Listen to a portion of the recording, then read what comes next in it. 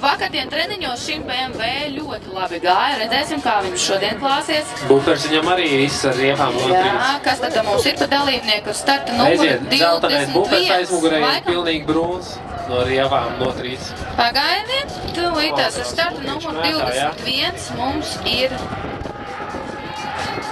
Rihards Lepīgs, BMW M3. 11. pozīcija pēc pirmā posma viņam bija.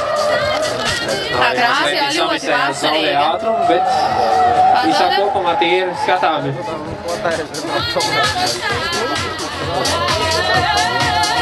Ātrākiem dām, redzēsim, kas būs nākamajā līkumā.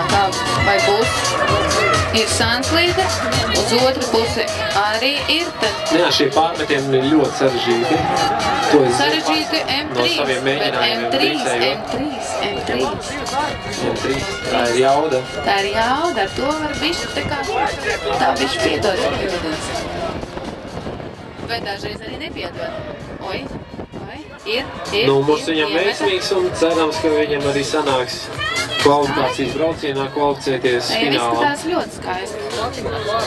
Mēs neredzam to tālāko līgumu. It kā ir viss labi, bet nav tās efektivitātes, man tā šķiet, jā? Ātrums varbūt pamaz, ne? Jā, cenšās uz to M3 izilt.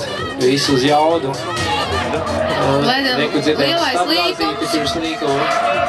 Tas nozīmē, ka atkal tik pierādz. Te ir smuka Sanslīde parādījusies mums. Rociņa ārā, bet tā rociņa vairāk spēlē tad, kad to dari to līgumā, nevis taisnītē visi labi. Bet, Smuki rots tas M3, jā? Smuki rots, te ir laba Sanslīde, te man patīk, jā, te ir ļoti skaisti, redzēsim, vai tas pakaļ ir, aizmugurējies, neteikšu tā, mūsu žargonā.